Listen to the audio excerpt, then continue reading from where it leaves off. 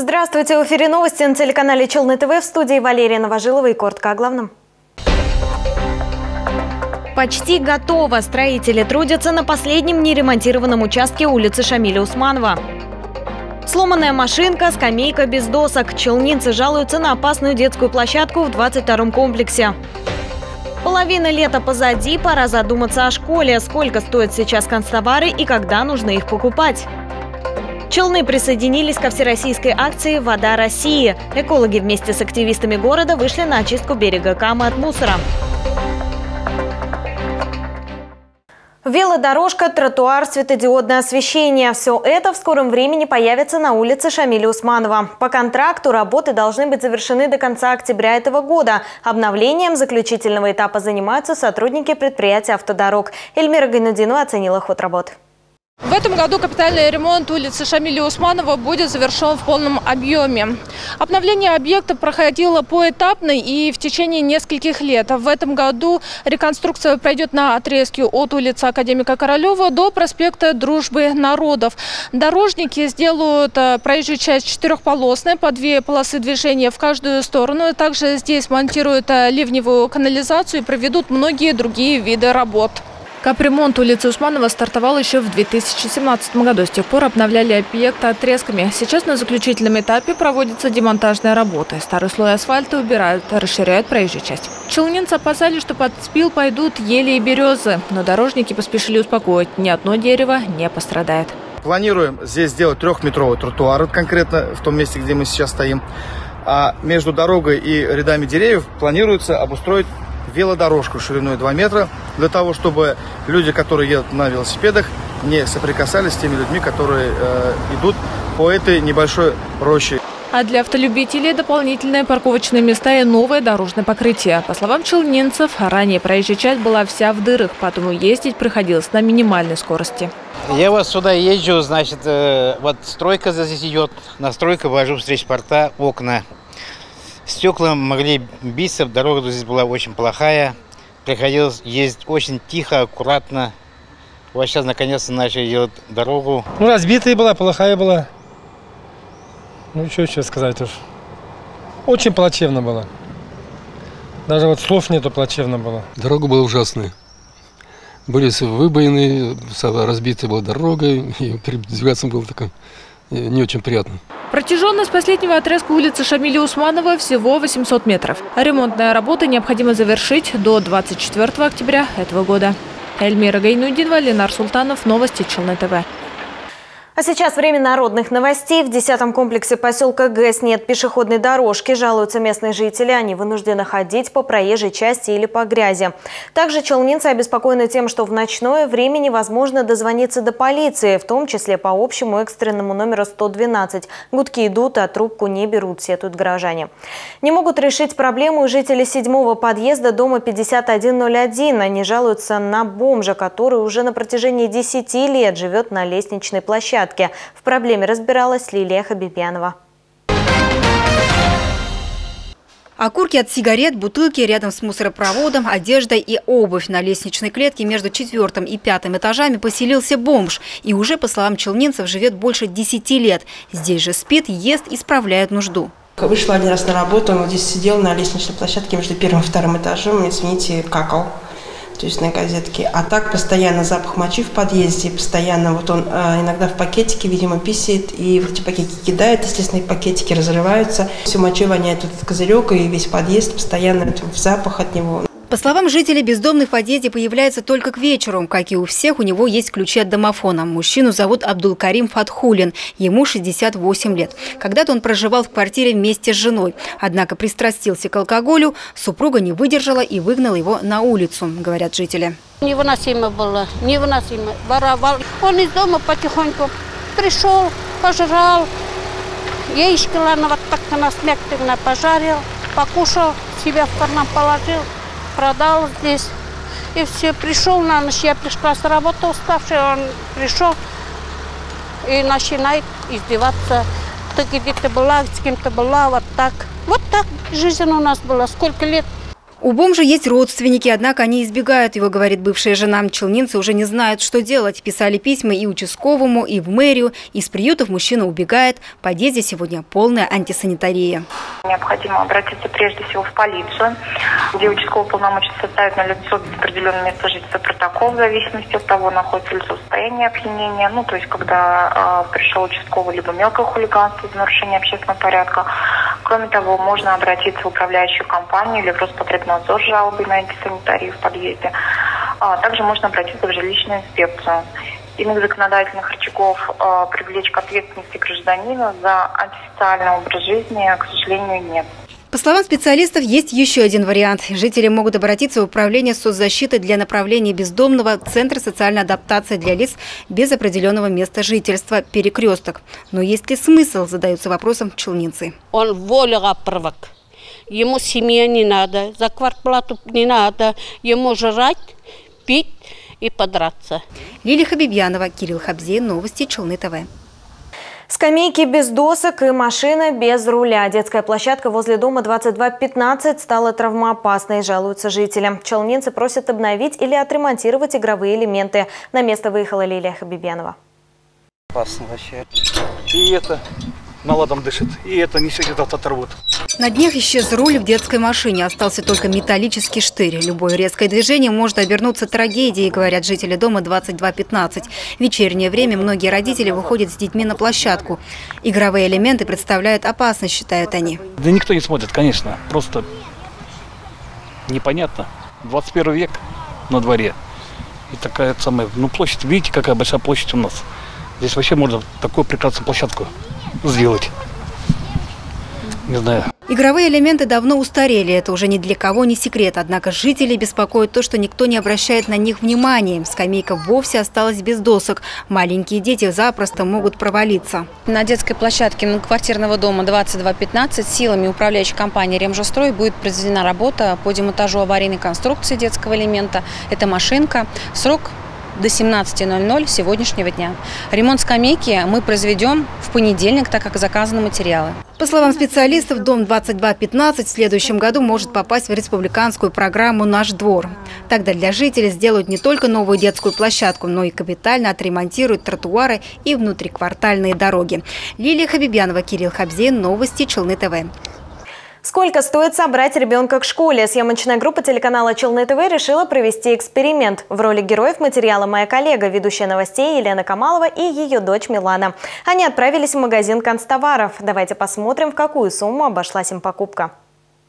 Ажиотажа в магазине пока не наблюдается. Елена Камалова вместе с дочкой Миланой и ее подругой Аней спокойно выбирали школьные принадлежности. В первую очередь, это, конечно, рюкзак. Самая большая статья расходов. Он обошелся почти в 4000 рублей. И это по акции дополнительной скидки. Увидели рюкзак, нам он очень понравился, решили его купить, пока есть время, и побоялись, что в другом магазине уже не найдем подобный.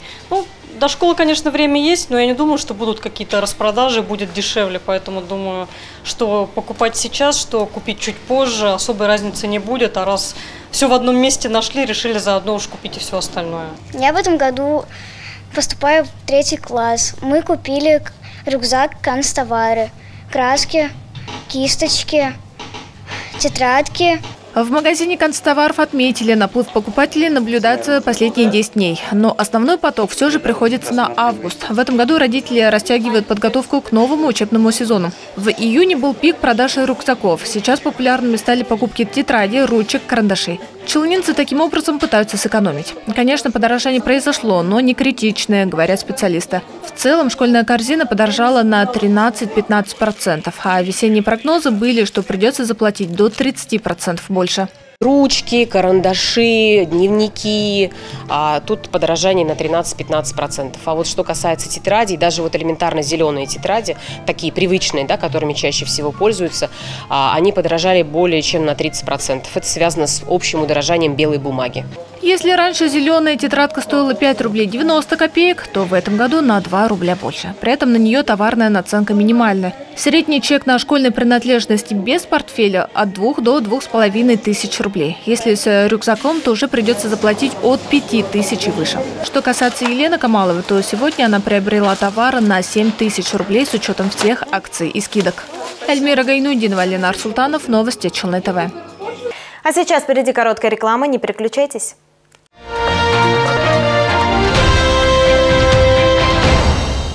Летнее предложение от Enzo Home. Мебель, матрасы, текстиль. Все товары из наличия на самых выгодных условиях со скидками до 50%. Решайтесь, о цене договоримся. Мебельный центр Соло. Новый город 4110.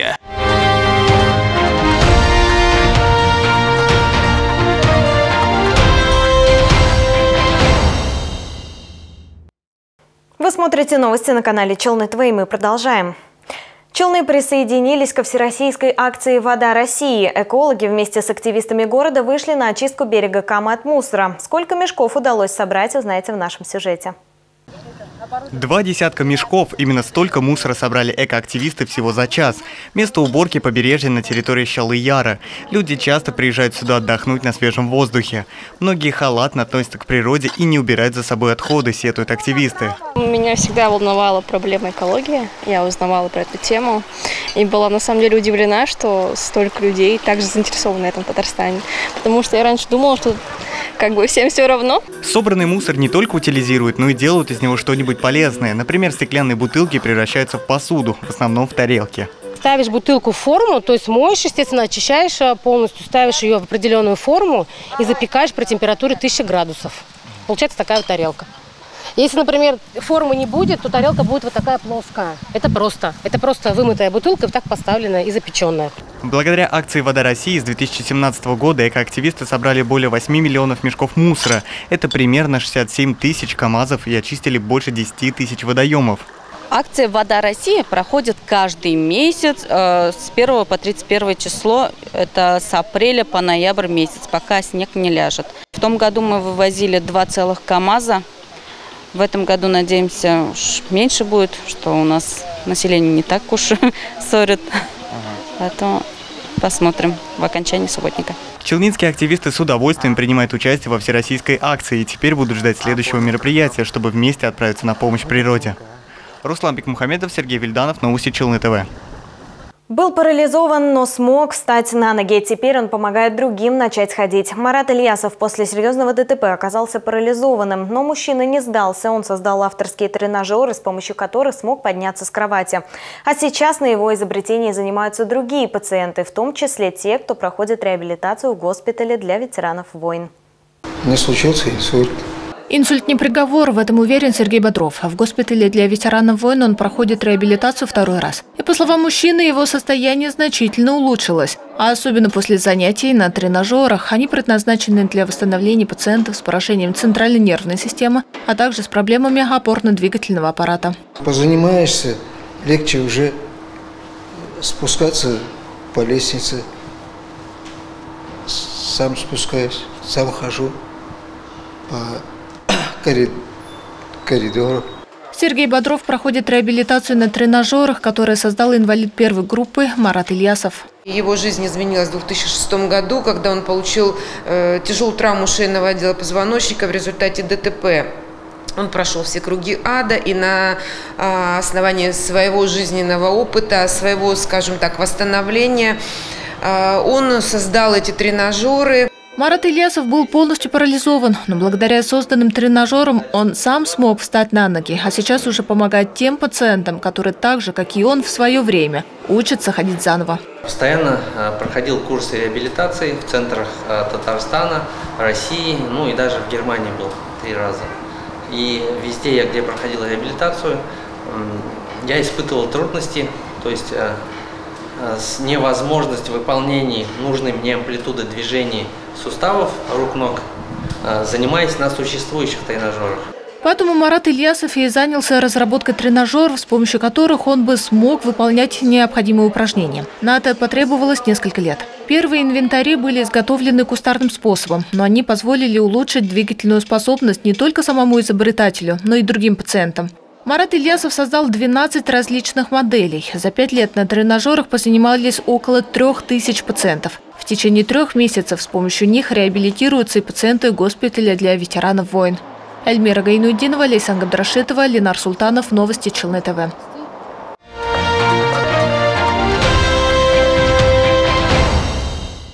Радиостанция «Кунель» и телекомпания «Челны ТВ» совместно с пляжем Сандали устроили для челнинцев грандиозный праздник «Кунель-пати» в честь своего дня рождения. Гостей вечера ожидали разнообразные конкурсы, а также выступления популярных артистов. Вечеринка «Кунель-пати» – это всегда насыщенная программа, конкурсы и множество призов. Тем более у Челны ТВ и радиостанции «Кунель» день рождения. Дискотека не проходит без выступления популярных певцов татарской эстрады. Такой формат, он, знаете, такой молодежный. Он нужен, наверное, для молодежи, потому что у нас же все равно молодежь такая избалованная, наверное. Избалованная, чтобы удивлять именно, такие форматы, это очень здорово. Когда татарская дискотека, все на танцполе, в бара никто даже не заходит.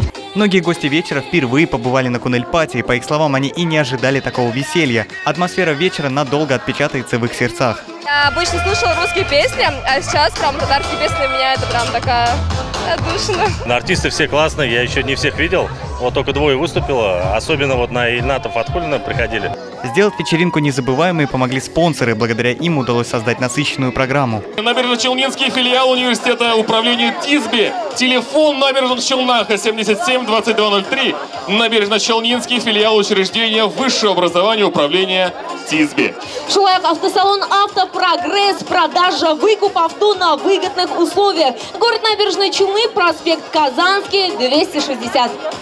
А также Набережно-Челнинский педагогический колледж. Качественное образование – ваше успешное будущее. Телефон в городе Набережные Челны 58 30 22. Дискотека должна была закончиться в полночь, однако музыка играла гораздо дольше.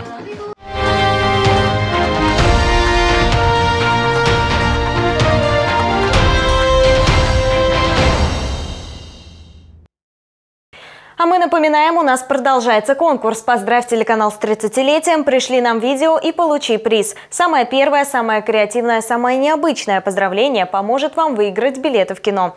Присылай видеоролики в наш телеграм по номеру 8 939 311 31 31 до конца июля. Шанс есть у каждого. А в начале августа авторы лучших роликов получат ценные подарки. Это все новости на сегодня. Далее вас ожидает прогноз погоды. Сразу после новости на татарском языке. Не переключайтесь.